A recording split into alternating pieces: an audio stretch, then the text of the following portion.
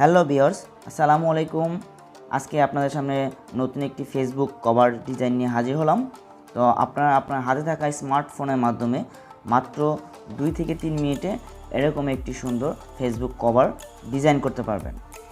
So ডিজাইনটি করতে আপনাদেরকে কি করতে হবে তা আমি প্রথমেই সংক্ষেপে বলে দিচ্ছি। তো সর্বপ্রথম আপনাদেরকে 6টি পাসওয়ার্ড সংগ্রহ করতে হবে। পাসওয়ার্ডগুলো ভিডিওর মাঝখানে দেওয়া থাকবে। দ্বিতীয়ত আপনাদেরকে ভিডিওর ডেসক্রিপশন বক্স থেকে পিএল ফাইল ডাউনলোড লিঙ্ক, এই লিঙ্কে ক্লিক করে পিএল ফাইলটি পাসওয়ার্ড দেওয়ার মাধ্যমে ডাউনলোড করে নিতে হবে। তৃতীয়ত আপনারা আপনাদের ফোনের পিক্সেলল্যাব অ্যাপসের ভিতরে এই পিএল ফাইলটি অ্যাড করবেন। তো এটি অ্যাড করতে হলে আপনাদেরকে কি করতে হবে আমি পরবর্তীতে ভিডিওতে দেখিয়ে দিব। তো এরপর আপনাদের এটি করতে হবে, আপনাদের ছবি এবং নাম পরিবর্তন করে এরকম সুন্দর একটি ডিজাইন খুব সহজেই করতে পারবেন। সো আপনারা যারা আমার চ্যানেল নতুন তাদের সবাইকে অনুরোধ করব আমার চ্যানেলটি সাবস্ক্রাইব করে পাশে থাকবেন। সো ভিউয়ার্স, চলুন এখন আমরা বিস্তারিত দেখব কীভাবে আমরা ডিজাইনটি পিক্সেলল্যাব অ্যাপসের ভিতরে ওপেন করতে পারি এবং কীভাবে আমরা ডিজাইনটি এডিট করতে পারি।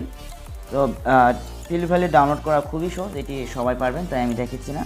তো চলুন এখন আমরা দেখব কীভাবে আমরা পিক্সেলল্যাব অ্যাপসের ভিতরে পিএল ফাইলটি অ্যাড করব। তো এটি করার জন্য আপনাদেরকে সর্বপ্রথম আপনাদের মোবাইলে পিক্সেলল্যাব অ্যাপসের ভিতরে প্রবেশ করতে হবে।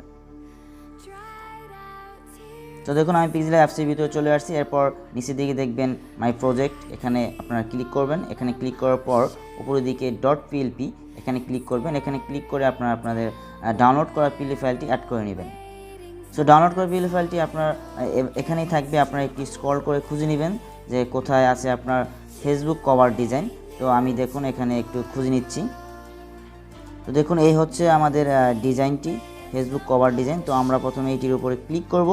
এরপর হচ্ছে আপনার ওপেন অ্যান্ড অ্যাড, এটাতে ক্লিক করব। তো এটাতে ক্লিক করার পর আপনার এই ডিজাইনটি পিক্সেলল্যাব অ্যাপসের ভিতরে ওপেন হয়ে যাবে। তো আমরা এখন এটির উপরে ক্লিক করছি।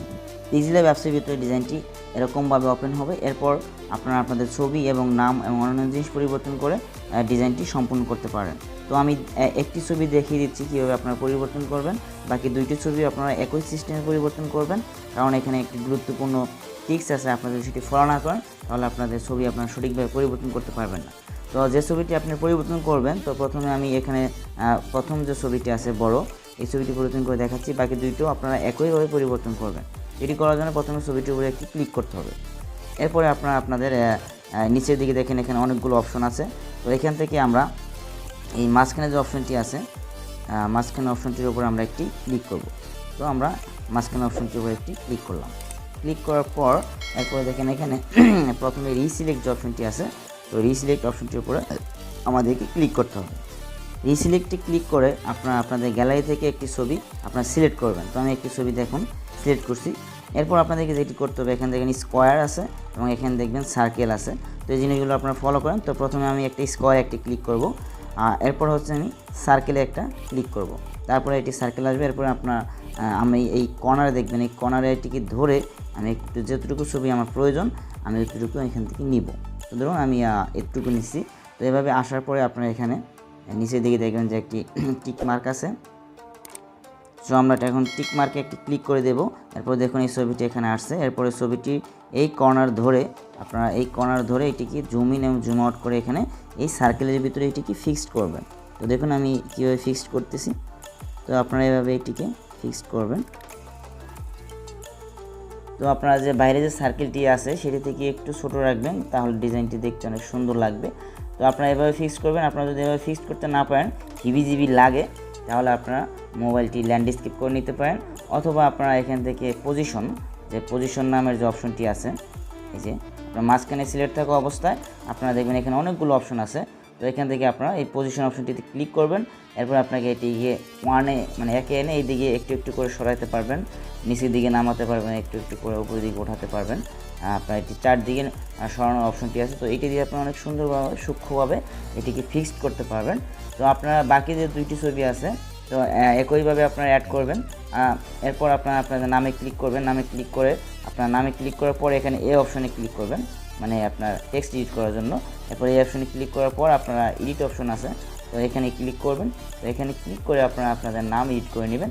এরপর আপনারা এখানে গ্রাফিক ডিজাইনার আপনার ডেজিগনেশন, এরপর ওয়েবসাইট, এগুলো চেঞ্জ করার জন্য আপনারা এগুলোর উপরে ক্লিক করবেন। ক্লিক করার পর আপনারা এই অপশনে ক্লিক করবেন। এই অপশনে ক্লিক করলে আপনারা এই টেক্সটগুলো এডিট করতে পারবেন। এখানে এই অপশনে টেক্সট এডিট করার অনেকগুলো অপশন আছে।